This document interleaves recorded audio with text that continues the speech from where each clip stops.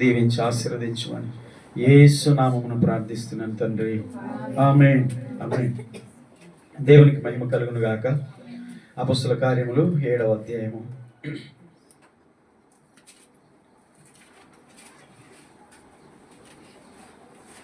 14వ వచనం చదువుదాం. 13 వరకు అయిపోయినాయి. 14వ వచనం ఈరోజు మనం జ్ఞాపకం చేసుకుందాం. అపొస్తలుల కార్యములు 7వ అధ్యాయము 14వ వచనం. యోసేపు తన తండ్రి అయిన యాకోబును తన స్వజనులందరినీ పిలువనంపెను. వారు 75. చాలు. తర్వాత ఇంకొక 2 వచనాలు మనం చదువుకొని ముగించుకుందాం. ఈ యోసేపును గురించి అబ్రహాము, ఇస్సాకు 12 మంది గోత్రకర్తలు, ఇశ్రాయేల్ గోత్రకర్తలు. తర్వాత యోసేపు. ఈ విషయాలు మనం ఇన్ని వారాలు ధ్యానిస్తూ వచ్చాం. నెక్స్ట్ యోసేపు తర్వాత మోషే చరిత్ర స్టార్ట్ అవుతుంది. అంటే స్టెఫన్ యొక్క ప్రసంగంలో అబ్రహాం నుండి స్టార్ట్ చేశాడు, ఇప్పుడు యోసేపు వరకు. యోసేపు తర్వాత మోషేను గురించి, తర్వాత యెహోషువను గురించి, ఆ తర్వాత దావీదును గురించి, చివరికి యేసుక్రీస్తు దగ్గరికి తీసుకొస్తాడనమాట. అంటే ఆయన ఉద్దేశం ఏంటి? ఆయన ప్రసంగంలో మూల కీలకం ఏంటి? యేసుక్రీస్తును వాళ్ళకి ఎలాగైనా అర్థమయ్యేటట్టు బోధించాలి. క్రీస్తుని గురించి తెలియజెప్పాలంటే ముందు వాళ్ళ చరిత్ర చెప్పుకుంటూ రావాలి. అది స్టెఫన్ యొక్క ఉద్దేశం. ఓకేనా? నెక్స్ట్ తర్వాత మళ్ళీ మోషే గురించి మనం ధ్యానిస్తాం. యోసేపు గురించి ఈరోజు ఈ విషయాలు జ్ఞాపకం చేసుకున్నట్లయితే, యోసేపును గురించి చెప్పబడిన ఈ వచనంలో, యోసేపు తన తండ్రి అయిన యాకోబును తన స్వజనులందరినీ పిలువనంపెను. వారు 75 ఐగుప్తుకు వచ్చినప్పటికీ. యోసేపును దేవుడు ముందుగానే ఐగుప్తుకు పంపాడు. ఆ విషయము మనుషులకు అర్థం కాదు. చాలాసార్లు దేవుడి ప్రణాళికలు మనకు అర్థం కావు అన్న విషయము యోసేపు జీవితాన్ని గురించి మనం ధ్యానిస్తుంటే క్షుణ్ణంగా అర్థమవుతుంది. అంటే మన జీవితం కూడా ఎటు పోతుందో, ఏమవుతుందో అనేది అర్థం కాదు. కొన్నిసార్లు నా కుటుంబానికి అర్థం కాదు, నాకు అర్థం కాదు. యోసేపుకి అర్థం కాలేదు తనకి ఏం జరుగుతుందో. తన అన్నలేంటి ఇలా చేస్తున్నారు, తను ఉద్యోగం ఉంచుకున్నవాడు ఏంటి ఇలా చేశాడు, తన జీవితం ఏంటి ఇలా చెరసాల పాలైపోయింది అన్నది తన జీవితంలో అర్థం కాని పరిస్థితులు. అటు యాకోబు కూడా అర్థం కావట్లేదు, నా కుమారుడి పరిస్థితి ఏంటి, నా కుమారుల పరిస్థితి ఏంటి, నేను వృద్ధాప్యంలో ఉన్నాను, నేను నా పరిస్థితి ఏంటి, నా జీవితంలో ఎందుకు ఇలా జరుగుతున్నాయి, నేను యెహోవా దేవుని ఆరాధిస్తున్నాను, నా తండ్రి అయిన అబ్రహాము, ఇస్సాకు నా దేవుని ఆరాధించిన వాళ్ళు, నేను వారి మార్గంలోనే నడుస్తున్నాను, నా దేవుడు నాకు ఎందుకు ఇలా చేశాడు, ఎందుకు నాకు ఇలా జరుగుతుంది అన్న ఆలోచనలు ఎన్నో ఉండొచ్చు. బైబిల్లో రాయబడలేదు కానీ, ఓకే, ఏం జరుగుతుందో అర్థం కాదు కానీ దేవుని సంపూర్ణత అంటే ప్రణాళిక అనేది సంపూర్ణతగా జరుగుతుందన్న విషయాన్ని మనం అర్థం చేసుకోవాలి.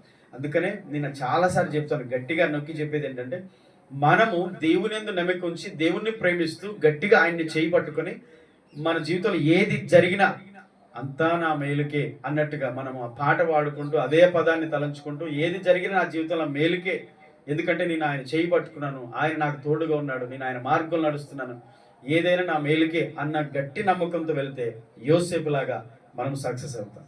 హల్లెలూయా.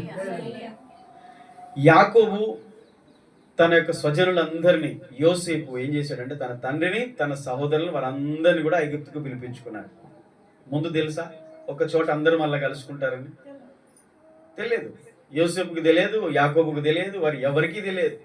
కానీ దేవుని ప్రణాళిక మనల్ని కలుపుతుంది. దేవుని ప్రణాళిక చెదిరిన మన మనసును, చెదిరిన మన కుటుంబాన్ని, చెదిరిపోయిన మన హృదయాలను, చెదిరిన మన గుండెను దేవుడు మరలా స్థిరపరుస్తాడు, దేవుడు మరలా సమకూరుస్తాడు, దేవుడు మరలా బలపరుస్తాడు, ఆశీర్వదిస్తాడు.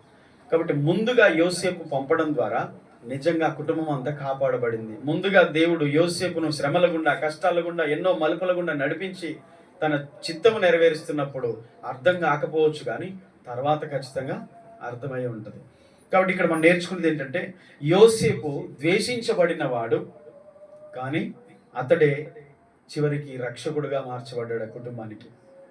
మీకు పాయింట్ వైజ్ చెప్తానని చెప్పాను, గుర్తుందా? మొదటిది ద్రోహమునకు గురైన దేవుని నియమితులు, రెండవది దేవుని సన్నిధి ద్రోహం కూడా ఉంటుందని నేర్చుకున్నాం, మూడవది ద్రోహము దేవుని ప్రమోషన్కు మార్గమైంది, ఓకే, నాలుగవది దేవుని యోచనలో, దేవుని ప్రణాళికలో కరువు కూడా ఒక భాగమే, శ్రమలు కూడా మనకు వచ్చే కష్టాలు కూడా దేవుని ప్రణాళికలో భాగమే అనేది మనం అర్థం చేసుకోవాలి. ఐదవది, ద్రోహం చేసిన వారు దేవుని సమయంలో గుర్తిస్తారు. అంటే కొన్నిసార్లు మనల్ని అర్థం చేసుకునే వాళ్ళు, అపార్థం చేసుకునే వాళ్ళు, ఒక టైం వస్తుంది దేవుడు తప్పకుండా మనం ఏంటో అర్థమయ్యేటట్టు చేస్తాడు. మన కుటుంబంలో కూడా కావచ్చు, మన కుటుంబీకులు కూడా కొన్నిసార్లు మన ప్రేమ వాళ్ళకి అర్థం కాదు, కానీ ఖచ్చితంగా మనమేంటో, మన విలువేంటో మన ఇంట్లో వాళ్ళకు కూడా తెలిసేటట్టు దేవుడు చేస్తాడు. యోసేపుకు చేశాడా లేదా? తన సహోదరులు ఏదో అనుకున్నారు, కానీ యోసేపే చివరికి వారిని కరువులో కాపాడడానికి దేవుడు ముందుగా యోసేపుని నిలబెట్టాడన్న విషయం నేర్చుకున్నాం. 5 విషయాలు. తర్వాత 6వది, ఈరోజు ద్వేషించబడిన వాడు రక్షకుడిగా మార్చబడ్డాడు. 6వ పాయింట్ అనమాట ఇది. ఓకే, అదే 14వ వచనం నుంచి నేర్చుకుంటున్నా. యోసేపు తన తండ్రిని తన బంధువులను పిలిపించను. ఇది 14వ వచనం. పిలిపించబడడానికి, వాళ్ళు ఐగుప్తుకు రావడానికి గల కారణం ఏంటి? కరువు కారణమైంది అక్కడ కదా. ఆ కరువులో అక్కడే ఉంటే ఆహారం లేకుండా అందరూ చనిపోయే పరిస్థితి. కానీ ఆ టైం వచ్చినప్పుడు, రైట్ టైంలో దేవుడు వారిని కాపాడాడు. దేవుడు వారిని కాపాడడానికి ముందే ఆ కుటుంబం నుంచి యోసేపు అనే ఒక వ్యక్తిని ఐగుప్తుకు దేవుడు నడిపించాడు. చూసారా, ఇది దేవుని ప్రణాళిక, మనుషుల ప్రణాళిక. మరి ముందు జరుగుతున్న నష్టాలను బట్టి మనం అంటామా, ఓ ఇది దేవుని ప్రణాళిక అంటారా? ఎంతమంది అంటారు? తిట్టుకుంటారు, దేవుడు నాకు అన్యాయం చేశాడు, దేవుడు నా జీవితంలో ఎందుకు ఇలా చేశాడు అనిపిస్తుంది. కానీ మన ప్రార్థన వ్యర్థం కాదు, మన కన్నీరు వ్యర్థం కాదు, మనం చేసినటువంటి ఆ పడిన ప్రయాసం వ్యర్థం కాదు. గోతులో నెట్టబడినా, ద్వేషించబడినా, అమ్మివేయబడినా, ఐగుప్తుకు పంపబడినా, చెరసాల వేయబడినా, ఎన్ని మలుపులు తిరిగినా దేవుడు తన ప్రణాళికలోనే భాగంగానే దాన్ని తీసుకెళ్తున్నాడు తప్ప నాశనం చేయడానికి కాదు. శ్రమలు, కష్టాలు, బాధలు, ద్రోహాలు, మోసం, అన్యాయము, మనకు వచ్చే ప్రతిదీ, తెలిసి తెలియక చేసిన ప్రతి పొరపాట్లు, కొన్నిసార్లు తెలిసి తెలియక మనం పడిపోయిన శోధనలు, మనం పడిపోయినటువంటి పరిస్థితులు, ఇవేవి మనల్ని నాశనం చేయడానికి రాలేదు. అవి దేవుని మహిమ కొరకే వస్తాయి. ఎందుకంటే మనం దేవుణ్ణి ప్రేమిస్తున్నాం. అదే రోమా 8:28లో చెప్పబడింది కదా, దేవుని సంకల్పములో పిలువబడిన వారికి, దేవుడు ఏర్పరచుకున్న వారికి, ఆయనను ప్రేమించు వారికి సమస్తం మేలు కలుగుటకే సమకూడి జరుగుతున్నాయి. నిజంగా ఆయన్ని ప్రేమించే బిడ్డలకు వచ్చే ప్రతిదీ కూడా ఆయన మహిమ కొరకు, ఆ బిడ్డల ఆశీర్వాదం కొరకు వస్తాయి. భక్తిహీనులకు అనేక వేదనలు కలుగుచున్నాయి. అసలు దేవుణ్ణి విడిచిపెట్టి లోకంలో కలిసిపోయి అసలు దేవునికి అవమానంగా బ్రతికే జీవితం గురించి నేను చెప్పట్లేదు. కానీ నువ్వు దేవుణ్ణి విడిచిపెట్టట్లేదు, ఆయన్ని ప్రార్థిస్తున్నావు, నీ హృదయం ఆయన కొరకు తప్పిస్తుంది, నువ్వు ఆయన్ని ప్రేమిస్తున్నావు, నువ్వు ఆయనకు తెలుసు, కానీ నీ జీవితంలో వచ్చే ప్రతిదీ ఆయనకి తెలియకుండా ఉండలేదు. అది నీ మంచి కొరకే.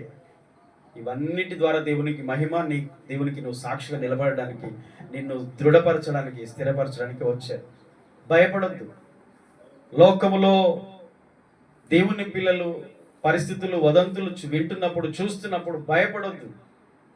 యెహోవా యందు నమ్మిక ఉంచువాడు కదలక నిత్యం నిలుచు సీయోను కొండ వలె ఉంటాడట. ఒక కొండ ఉందనుకోండి, పెద్ద పర్వతం, అది ఎలా ఉంటుంది? తుఫాను వస్తే భయపడుతుందా? వర్షం వచ్చినా, వరద వచ్చినా, గాలి వచ్చినా భయపడుతుందా? భయపడదు. పర్వతాలు ఎలాగైతే కొండలు స్థిరంగా ఉంటాయో, యెహోవా యందు నమ్మిక ఉంచువాడు కదలక నిత్యము నిలుచు సీయోను కొండ వలె ఉంటాడు. ఆమేన్. అది తర్వాత, యోసేపు తనకు ద్రోహం చేసిన సహోదరులకి ఆహారమును ఇచ్చాడు, రక్షణను కూడా ఇచ్చాడు. చూడండి, సీన్ రివర్స్ అయిపోయింది కదా. యోసేపుకు వారు ఏ విధంగా చేశారో దాని అంతటిని అపకారమును మనసులో ఉంచుకొని ఆయన కీడు తలంచలేదు, కానీ వారికి ఆహారం ఇచ్చే విధంగా, వారిని పోషించే విధంగా, వారిని రక్షించి కాపాడే విధంగా దేవుడు యోసేపును నిలబెట్టుకున్నాడు. చెప్పండి, యేసుక్రీస్తు గురించి నేను చెప్తా ఉన్నాను, మధ్య మధ్యలో గుర్తు చేస్తున్నాను. యోసేపు జీవితం సేమ్ యేసుక్రీస్తు జీవితానికి సాదృశ్యంగా ఉంటుంది. ఎలాగంటే భూమి మీద ఉన్నప్పుడు క్రీస్తు ఎలా ఉన్నాడో, ఏం చేశాడో, ఆయన ఎన్ని భరించాడో, ఇతరులు మేలు చేశాడు, కీడు అనుభవిస్తూ వచ్చాడు కదా. ఎంతో మందిని ఆయన స్వస్థపరిచాడు కదా. చివరికి వాళ్ళే లంచాలు తీసుకొని సిలువ వేయడానికి కేకలేశారు, అవునా కదా. అందుకని యేసుక్రీస్తు కూడా తనకు ద్రోహం చేసిన మనల్ని కూడా రక్షించాడు. ఇప్పుడు చెప్పండి, మన కాడికే వచ్చింది ఇప్పుడు ఈ లిస్ట్. మనమందరము దేవునికి విరోధంగా పాపం చేసిన వారు కదా. ఎన్నో మార్లు ఆయన బాధ పెట్టాం, ఎన్నో మార్లు ఆయన ప్రేమను మనం అర్థం చేసుకోలేదు. ఆయన గాయాలు రేపం, ఎప్పుడో ఆయన సిలువ వేయబడ్డాడు, కానీ మరలా చాలాసార్లు మన తప్పిదాల వలన సిలువ వేస్తాం. మరలా ఆయన గాయాలు రేపం, మరలా ఆయన పక్కలో చేయబెట్టి, ఆయన గాయములో వేలు పెట్టి ఎన్నోసార్లు ఆయన్ని అనుమానించాం. దేవుడు నాకు ఏం చేశాడు, దేవుడు నాకు మేలు చేయలేదు అన్నట్టుగా చాలాసార్లు మనం మాట్లాడినా ఆయన మాత్రం మనల్ని ప్రేమిస్తూ వచ్చాడు.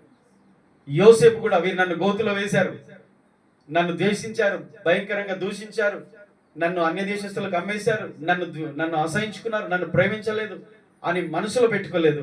వారు ఎన్ని చేసినా క్షమించి ప్రేమించి, అన్నలారా సహోదరులారా మీరు దుఃఖపడకుడి, ఏడవకుడి, మీరు నాకు కీడు చేయదలిచారు, అది మేలుకే దేవుడు ఉద్దేశించాడు, మీకు తెలియక చేశారు, అది మీరు మనసులో ఉంచుకోకండి అని చెప్పి వారి మీద పడి ఏడ్చి వారిని ముద్దు పెట్టుకొని వారిని ప్రేమించి ఆహారం ఇచ్చి సంరక్షించి వాళ్ళని కాపాడాడు. ఇప్పుడు దేవుడు అదే చేస్తున్నాడు, యేసుక్రీస్తు అదే చేస్తున్నాడు మన విషయంలో. హల్లెలూయా. ఆయన మనల్ని అలాగే చూస్తున్నాడు. లేకపోతే మీరు నాకు ఇది చేశారు కదా అని చెప్పేసి మనల్ని చూస్తే ఒక్కసారి మనం ఉండేవారమా?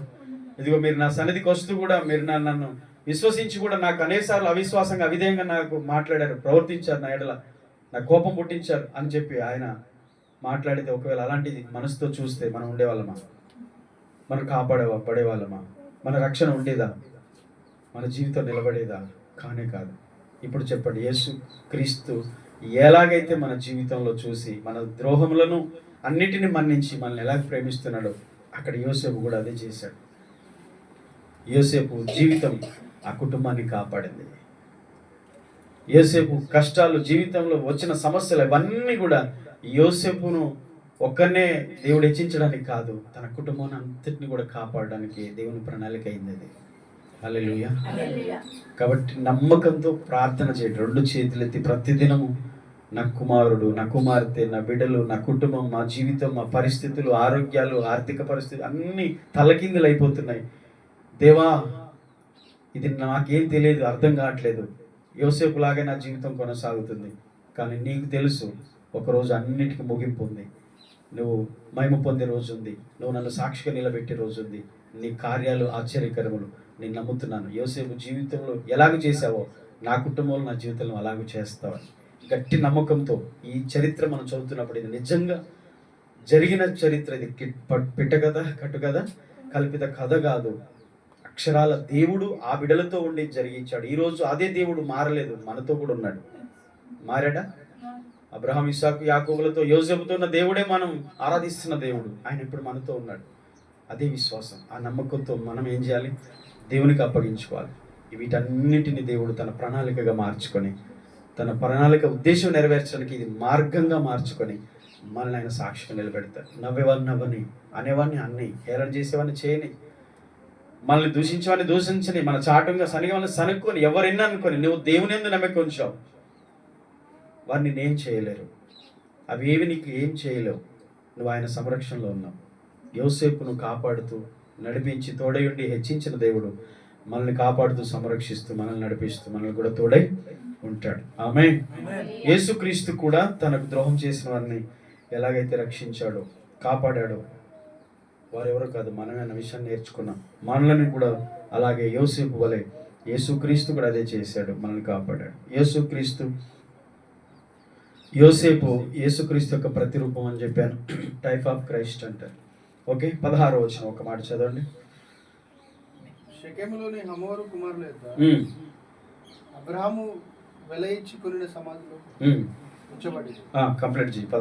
15-16 చదువు. యాకోబు ఐగుప్తులకు వెళ్ళెను, అక్కడ అతడును మన పితరులను చనిపోయి అక్కడ నుండి షెకెమునకు తేబడి షెకెములోని హమోరు కుమారుల యొద్ద అబ్రహాము వెల ఇచ్చి కొనిన సమాధిలో ఉంచబడింది. అయితే దేవుడు అబ్రహామునకును అనుగ్రహించిన వాగ్దాన కాలము సమీపించిన కొలది ప్రజలు ఐగుప్తులో విస్తారంగా వృద్ధి పొందిరి. తుదకు యోసేపును ఎరుగని వేరొక రాజు ఐగుప్తును ఏలనారంభించాడు. చాలు. ఓకే, నెక్స్ట్ వీక్ మనము 18వ వచనం ధ్యానించుకుందాం. 16-17 వచనాల్లో యాకోబును అక్కడికి వెళ్ళిన తర్వాత యాకోబు చనిపోయాడు. సుమారు ఒక 17 సంవత్సరాలు బతికాడంట. 16-17 సంవత్సరాలు బతికాడు ఐగుప్తుకు వెళ్ళిన తర్వాత కూడా. ఆ పెద్ద మనిషి కనులారా తన కుమారుని చూసుకున్నాడు. ఎన్నో సంవత్సరాలు యోసేపు లేడు కదా, చనిపోయాడు అనుకున్నాడు. వాళ్ళు అమ్మేసిన విషయం తెలియదు. కనీసం ఒక 16-17 సంవత్సరాలు అక్కడ బ్రతికిన తర్వాత యాకోబు చనిపోయాడు. ఆ తర్వాత కొన్ని సంవత్సరాలు గడిచింది. యోసేపు పెద్ద మనిషి అయిపోయాడు, చనిపోయాడు. ఇక్కడ విషయాలు స్టెఫను చెప్తున్నాడు వారికి. మన పితరులు కూడా యాకోబు ఆ తర్వాత అతడును మన పితరులు చనిపోయి అక్కడ నుండి షెకెమునకు తేబడిరి. షెకెములోని హమోరు కుమారుల యొద్ద అబ్రహాము వెలయించుకొనిన సమాధిలో ఉంచబడిరి. ఇక్కడ విషయం మనం నేర్చుకోవాలి. ఇది ఆది కాండము 49వ అధ్యాయంలో ఉంటుంది ఈ విషయాలు. 49వ అధ్యాయంలో 29 నుంచి 33 వరకు, 50 అధ్యాయంలో 24 నుంచి 26 వరకు ఉంటుంది. ఇక్కడ మనం ఒక విషయం మనం నేర్చుకోవాలి 2 వచనాల నుంచి. ఏంటనంటే యాకోబు ఐగుప్తునకు వెళ్ళాడు, అక్కడ మరణించాడు. ఇది రిఫరెన్స్ చెప్పాను ఆల్రెడీ. తర్వాత యోసేపు కూడా అక్కడ చనిపోయాడు. ఈ హామోరు కుమారులు ఏంటంటే అబ్రహాము బ్రతికున్నప్పుడే తన భార్య అయిన షారా చనిపోయినప్పుడు ఆయన ఉన్నటువంటి ఆ ప్రాంతంలోనే, కనాను దేశంలోనే హమోరు కుమారుల యొద్ద భూమిని వెలయించుకొని సమాధి స్థలంగా కొని ఉంచుకున్నాడు. ఆ స్థలానికి కొనుక్కోబడి అక్కడ పాతి పెట్టబడ్డాడు. మనకి ఈ విషయం ఏం చెప్తుందనంటే వారు వాగ్దాన దేశంలో లేరు, కానీ భవిష్యత్తులో వారి సంతానం ఉండబోతుంది. ఆ విషయాన్ని విశ్వాసంతో వారు చూస్తూ వారి ఆశ ఏంటంటే మేము చనిపోయినా మా యొక్క దేహమును, మా ఎముకలనైనా శల్యములనైనా వాగ్దాన దేశంలోకి వెళ్ళాలి. ఎందుకనంటే దేవుడు వాగ్దానం చేసింది వారు అప్పటికి ఇంకా పొందుకోలేదు, కానీ భవిష్యత్తులో దేవుడు ఏదైతే చెప్పాడు అది వారు సంతానం పొందుకోబోతున్నారు. కాబట్టి మా శల్యములు కూడా, ఎముకలు కూడా అక్కడికి వెళ్ళాలి అనే ఆశతో చూశారనమాట. దీని నుంచి మనం ఏం నేర్చుకుంటున్నామంటే దేవుని వాగ్దానం మరణానికి అవల కూడా పనిచేస్తుంది. అంటే మనం ఉన్నప్పుడే వాగ్దానం పనిచేస్తుంది, నెరవేరుతుంది అనేది కాదు. కొన్నిసార్లు అన్నీ మన జీవితంలో కొన్నిసార్లు మనం చూడకపోయినా కొన్ని విషయాలు భవిష్యత్తులో జరుగుతాయి అని మనము ఇప్పుడే మనం చూడడం. కనాను దేశం లేరు, వాళ్ళు ఐగుప్తు దేశంలో ఉన్నారు. కానీ ఎన్ని రోజులు ఉంటారో తెలియదు. ఇక చివరికి వారికి బానిసత్వంగా మారిపోయింది. తర్వాత యోసేపును ఎరుగని వేరొక రాజు వచ్చినని మనం 16వ వచనం చదువుకున్నాం. యోసేపును ఎరుగని వేరొక రాజు, ఆ వ్యక్తి వచ్చిన తర్వాత యోసేపు బ్రతికున్నప్పుడు ఉన్న రాజు ఉన్నట్టు లేడిగా తర్వాత ఇజ్రాయెల్ని బాధ పెట్టడం స్టార్ట్ చేశాడు. ఆ తర్వాత వారికి చాలా బాధాకరంగా మారిపోయింది ఐగుప్తు అనేది. కానీ దేవుడు వాగ్దానం చేశాడు, తప్పకుండా మరలా అక్కడ నుండి నిన్ను తీసుకొస్తానని. ఆ మాట వారికి గుర్తుంది కనుక వాగ్దానమును చేసిన దేవుడు ఖచ్చితంగా నెరవేరుస్తాడని విశ్వాసంతోనే ఎదురు చూశారు. అందుకని వారు చనిపోయినా కూడా ఐగుప్తులో పెట్టనీయలే. వాళ్ళు ముందే చెప్పారు ఐగుప్తులో పెట్టొద్దని. మీకు ఆదికాండములో 50 అధ్యాయం 24 నుంచి ఆ విషయాలు ఉంటాయి. ఖచ్చితంగా యోసేపు చెప్పాడు, యాకోబు చెప్పాడు, యాకోబు చనిపోయేటప్పుడు కూడా అదే చెప్పాడు, పరాయి దేశంలో ఉండొద్దు, మమ్మల్ని అక్కడికి తీసుకెళ్ళాలని చెప్పాడు.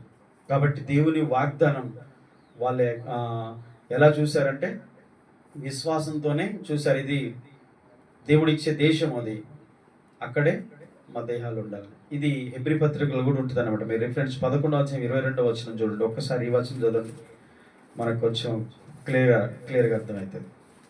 హెబ్రీ 11:22